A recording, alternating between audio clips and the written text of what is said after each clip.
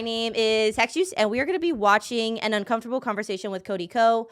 This is a relatively serious topic. I'm a big fan of D'Angelo Wallace. He does incredible work as a commentary channel. I've actually been a fan of Cody Ko for many years. This whole situation that we're finding out about with Tana Mongeau is absolutely devastating, depressing, horrible, disgusting. This isn't really drama. It's a crime. It's horrible. And I think D'Angelo Wallace's video really gives a good perspective of everything that has gone on here. So let's go ahead and get into it. Come join us on Twitch if you ever have time. And let's have this uncomfortable conversation. Subscribe. All right, Cody, let's have an uncomfortable conversation. Someone has been alleging for years now that you, one of the largest commentary creators on YouTube, knowingly committed a crime against her when she was a minor. But YouTubers and viewers alike are ignoring and discrediting these allegations solely because the person making them happens to be an unlikable woman online, Tana Mongeau. And you know that people are ignoring this because nobody is working harder to bury this story than you. And you're getting away with it because commentary YouTube has a serious problem. I can't blame any of your viewers or my viewers for not hearing about this because you've done such a good job hiding it up until now that I only found out about it recently. The situation has been talked about by smaller channels, it's been discussed at length on other platforms, and it keeps almost hitting the mainstream, like with this Rolling Stone article or this H3 podcast discussion.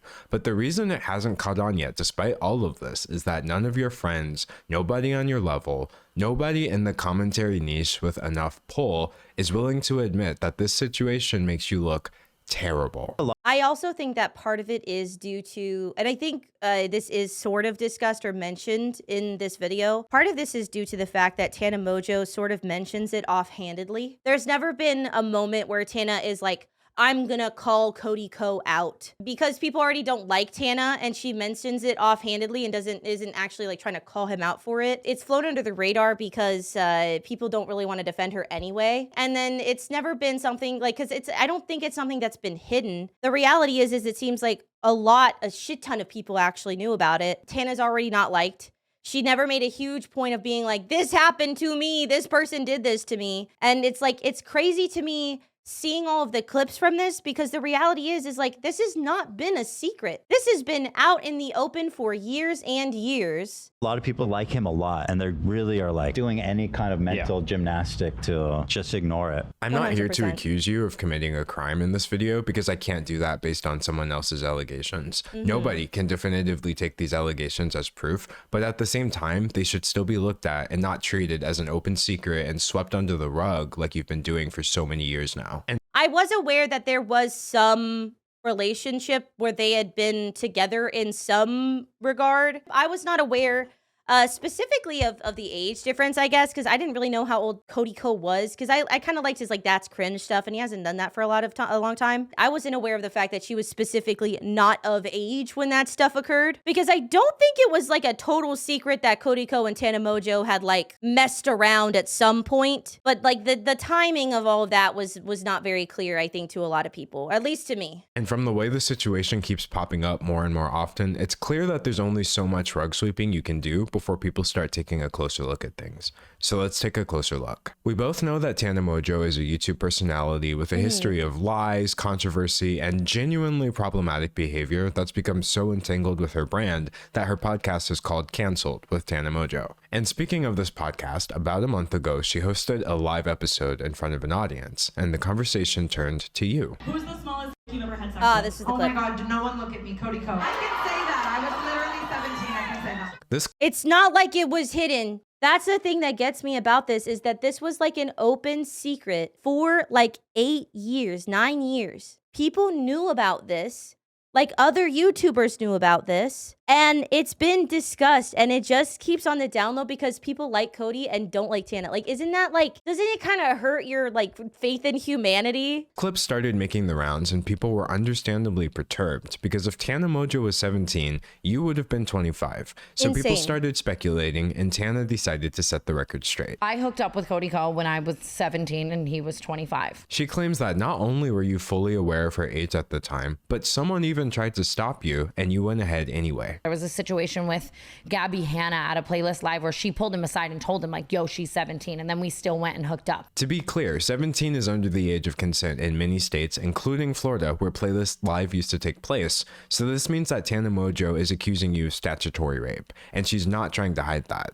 I also would like to say that I think that the specific legality here is not entirely important to me. I think that the difference between even somebody who is like newly 18 and someone who is 25, especially when there's additionally the power imbalance of the fact that like Tana was a growing content creator, she was a fan of Cody's, and she was like 8 years younger than him. Regardless of where she falls on her age, puts it at a power imbalance that makes the entire situation incredibly inappropriate regardless. It's about like, what part of your life are you in at 17 compared to 25? That's where like that, there's a power imbalance there where like a 25-year-old is ideally significantly more settled into life, has higher maturity, literally has a more developed brain, is gonna have a more stable career, more stable job, all of that stuff. A 17, even a new 18-year-old, they're essentially still children, you know? Like they have, there's no opportunity to magically have all of the understanding of situations that a 25-year-old does. They haven't lived enough life. The older that you get, the less that age gap matters, you know? The difference between 8 years when you're 35 and 43, you're going to be in approximately the same period of time in your life. But even 17 or newly 18 and 25, you're in just totally different parts of your life. She's a fan of his. He's a bigger creator. He's significantly more successful. He's significantly more like learned, more cultured, all of that shit. I don't necessarily personally care that much about the legality of if it was in a state where it was illegal, because he was the one who should have been responsible and made sure like that she was in a position to be safe and like not in a position to be taken advantage of. It's a moral issue, not necessarily a legal issue. If they were in a state where it was legal, I think it's still equally as fucked up as if they're in a state where it's illegal. Sorry, I might have explained that a little wonky, but yeah, he was the mature one. He was the one with the power. She's very young. She's not established. She's obviously like, it's insane. This isn't just some crazy tea. It was a crime. Nothing would make this situation better, but plenty of things make it worse, like the fact that she was a fan of yours at the time, adding an additional layer to the power dynamic you would have had over her. I grew up loving him, and I think you know what I mean? Like, I was just like excited and a fan. Tana seems to have many feelings about this, which we'll go over a bit later, but she stated very clearly that the actions she's accusing you of are inexcusable. If I had a 17-year-old daughter or a little sister or something, like I would kill. I would never let it fly. These recent allegations are bad enough on their own, but there are a couple of things that make them worse still. Just as a note, I feel the same way. Like if it was my little sister, because I have 2 sisters, right? It was my little sister and she was 17 and there was some 25-year-old dude kissing up on her. Gun, baseball bat, hammer if I need to. Like, get off this, like, ew, gross, disgusting. Things that many people don't know yet, but you do. You know that Tana has been making this same specific claim against you for years now. Here she is back in 2021 saying the same thing. I was 17 at the time, 18. I started kind of hooking up with other people. Shout out JC Kalen, shout out Cody Ko. But what lends the most credibility to Tana's claims, and what is really the most damning thing for you, Cody, is a clip that you might not have even seen yet. See, I read the Rolling Stone article, I watched the YouTube videos about this, and they all missed something. And I understand why. The clip I'm about to show you is extremely hard to find. The original has been lost to time, and it's a wonder we have this on video at all. But if there was anything to give me any more clarity about these allegations before I formed my opinion, I was going to find it. Remember how Tana said that fellow YouTuber Gabby Hanna tried to stop you before everything allegedly went down? Well, did you know that Gabby is actually on record telling the exact same story several years ago? One time, I told a guy, I saw him making out with a girl at a party who was underage, and I pulled him aside and I was like, hey man, you probably don't know, I know she like looks a little older, she's underage, watch it. And he was like, oh my God, thank you for telling me. And then he turned that. This is really... Isn't that insane? Pretending like, oh my God, thank you so much for telling me, I didn't know. And then going and doing it anyway? Like, the scumbaggery of that is like unimaginable. The premeditation, that is what it is, right? He was talking to Gabby Hanna knowing full well that she was 17 already. And then on top of that, knew that he was going to do it anyway. Just disgusting, disingenuous, foul. really bad. People make accusations all the time, specifically regarding things that are very difficult to prove or disprove, unfortunate as that may be. But when somebody makes an allegation and they say they have a witness, and that witness can be found telling the exact same story years before any of this came out, that's not something I can just ignore. In a situation that cannot be proven, corroboration by a third party goes a long way. And frankly, Cody, the allegations against you seem to have been corroborated. But instead of researching to find these answers like I did, many of your fans seem far more interested in attacking your accuser. I have seen so many comments, but what was she wearing? It's Tana, so who cares? Well, it's Tana Mojo. The reaction to this has been unsurprising but incredibly disappointing, demanding proof that they know she can't provide, acting like she's only doing this to gain clout or ruin you somehow, despite the fact that she's never once put your name in a video title over this, or worst of all, implying that a 17-year-old could have truly consented to any of this. But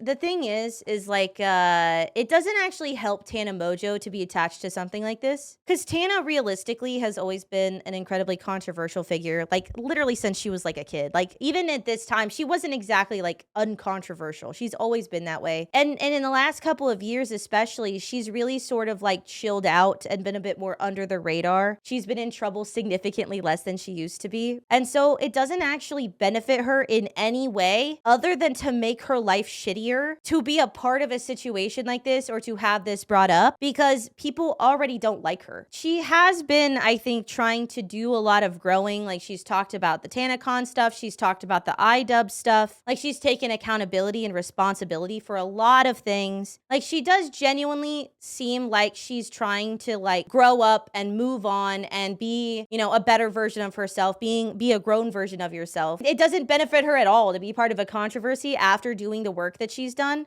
because at this point now, it just like people are just instantly going to go to what they always default to with her, which is like, oh, it's fucking Tana, she's disgusting, blah, blah, blah, right? Who wants that kind of clout? Who wants that? Who wants to have the clout of being somebody who accused an incredibly popular and well-loved YouTuber of a crime? Anything she's ever done does not justify this happening to her even slightly. It's so sad. You can be somebody who's fucked up massively in your life and still not deserve to be assaulted, like to be perpetrated against. But let's be clear about one thing.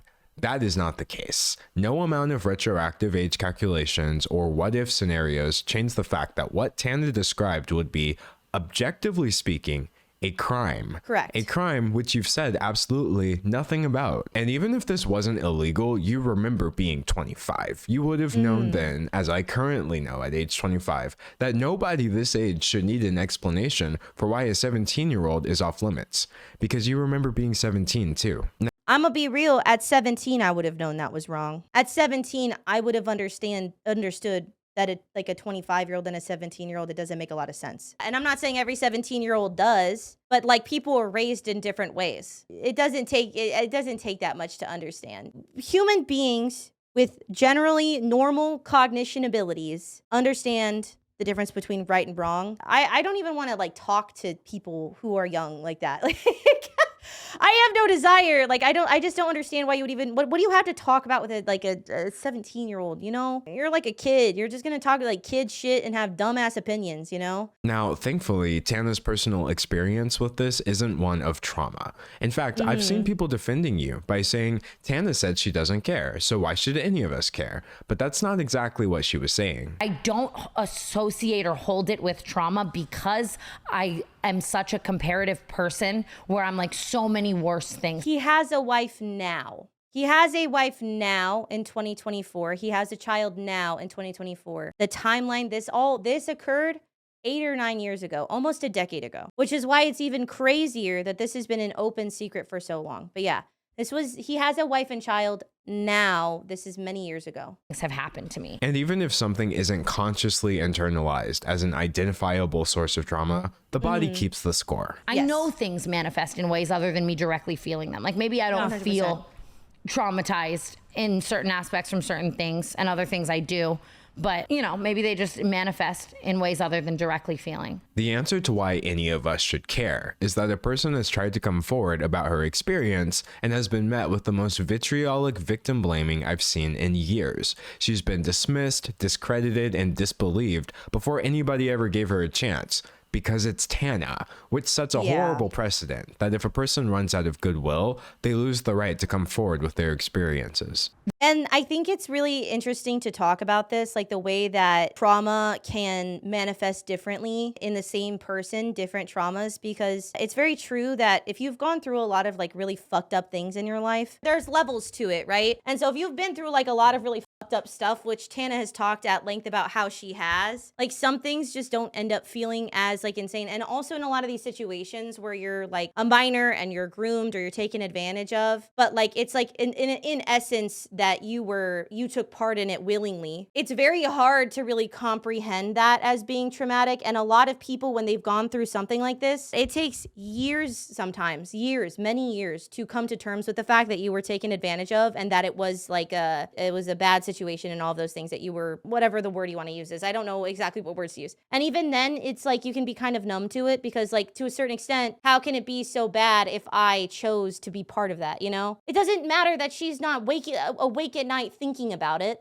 The fact is that it happened, and the person that did it has never been held accountable. The most traumatizing thing of all of this really was seeing how many people like don't believe people or don't believe me. I feel so bad for all of these young girls because then they see that and then it makes them not want to come forward. And you, Cody, are part of the reason she's been met with this reaction. Your status as one of YouTube's golden boys has made it possible for you to ignore a situation that almost anyone else would have had to respond to by now. I know for a fact if you swapped out Cody Ko with someone that like people didn't like that much, I would be receiving so much more sympathy. I find your silence on this. If it was Tectone, it would have been so easy. I was like, who could I use an example here of somebody that people don't like that much? But like, imagine someone, not even specifically like Tectone, but like somebody like that who like people come after very often. Absolutely, and 100%, everybody would be on her side and like, oh, girl boss, we've got your back. Like you're a victim, and it's like it's yucky. It's gross. It's gross. It's gross. It's gross.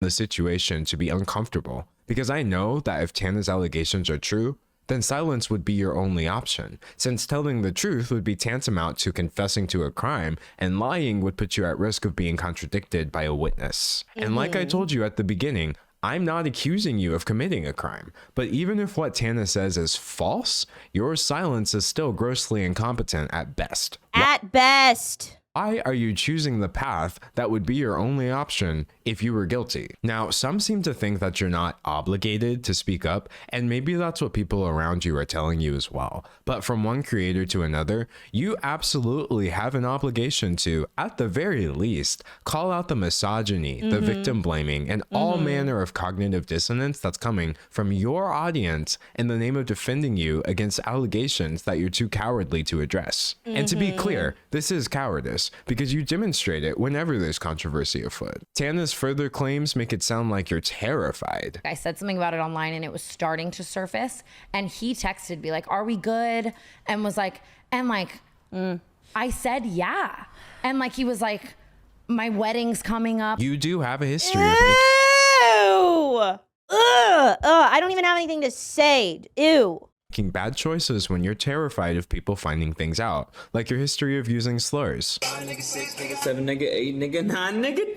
There's more clips than like I said, he was a Vine star. Are we surprised that this happened? that, but the reason most people are blissfully unaware of them is because you posted your vague apology not on Twitter, not on YouTube, but on Patreon, despite acknowledging in your apology that the clips were surfacing on Twitter. This is one of many examples of your poor handling. Yeah, I have allegations surfacing on YouTube and Twitter. I'm gonna post my apology on TikTok, but on private. Like, only to my followers. Like, I'm gonna post a followers only story on Instagram to my friends. Paywalled apology is crazy. Of controversy. Not many people know that you've already lost fans over an eerily similar topic. You used to frequently feature and promote your college friend Colby Leachman in your videos.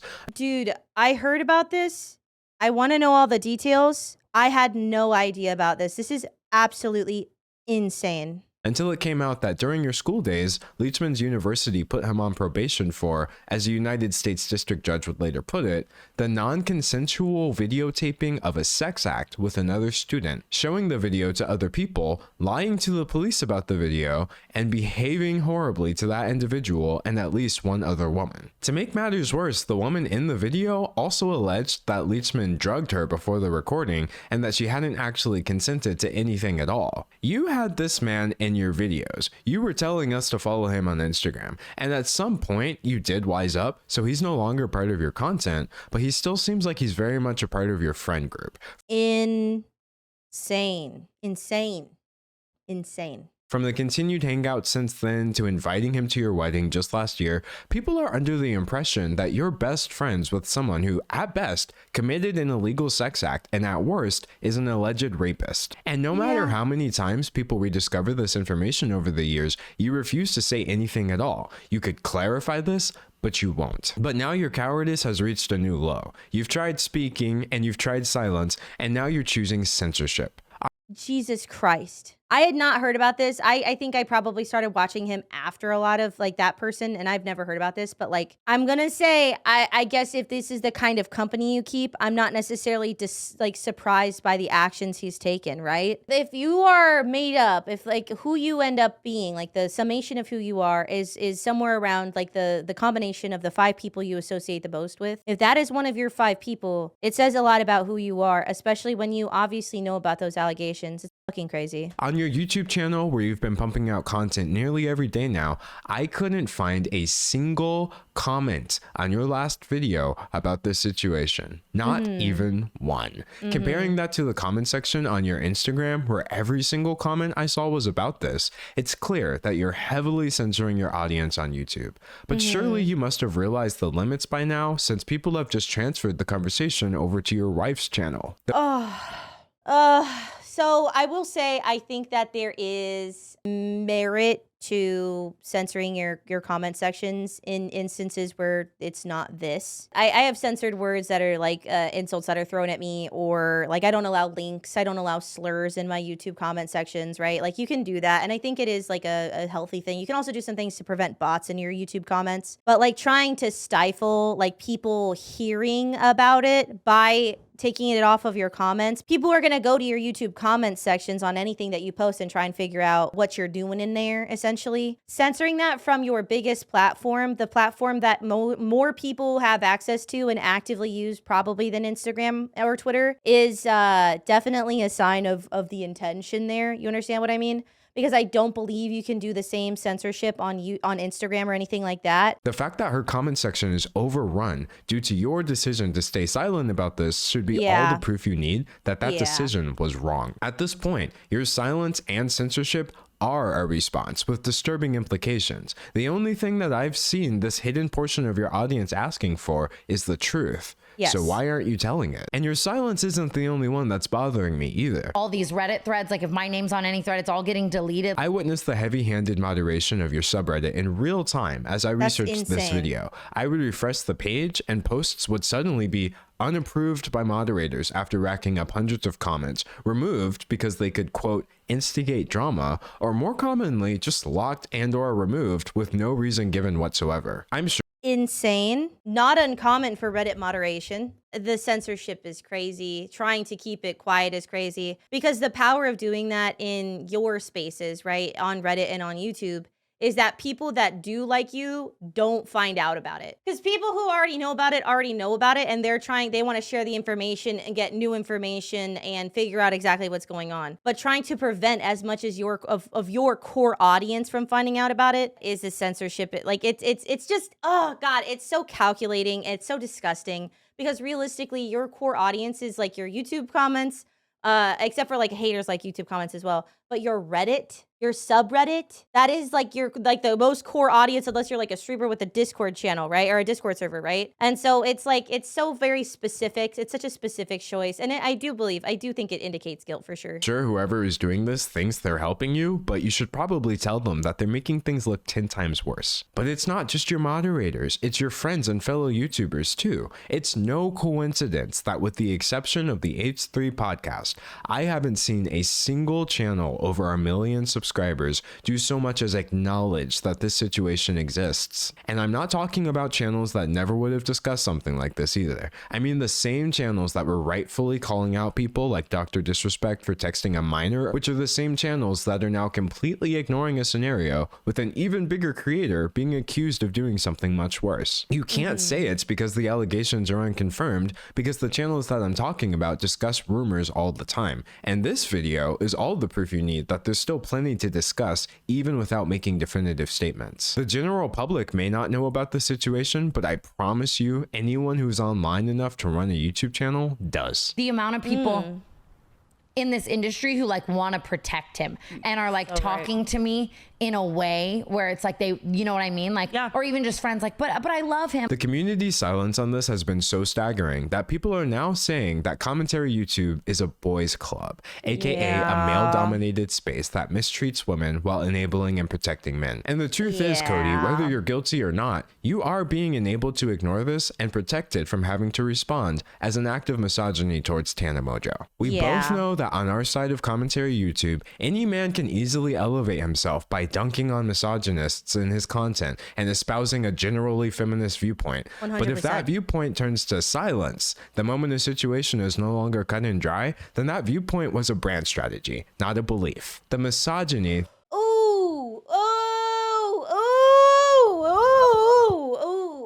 Are we going to talk about the fact that the virtue signaling is a brand strategy today? When are we going to start talking about that seriously? Of virtue signaling as a brand strategy, as a promotional strategy, and not as like a genuine care about like other people? Because I would love to talk about that in Gotcha and everywhere else. Not everybody does this, right? There are people who genuinely do care about these issues, and that's very clear when they do. But it is commonplace. The virtue signaling about shit that you don't genuinely care about and would not stand behind, that you would not stand on business about to promote yourself, is so fucking common with content creators. And because the thing about virtue signaling, it's talking about something that you care about, like an issue that you care about. But the reality is that you don't stand on business. You're talking about it because it gets a lot of clicks on Twitter. But if a situation came up involving you or involving people that you care about, or like it wasn't that easy to talk about, all of a sudden, it's a gray area. I don't know. It's so common in VTubing too, dude. Holy shit, it's so common in VTubing. Stand on business.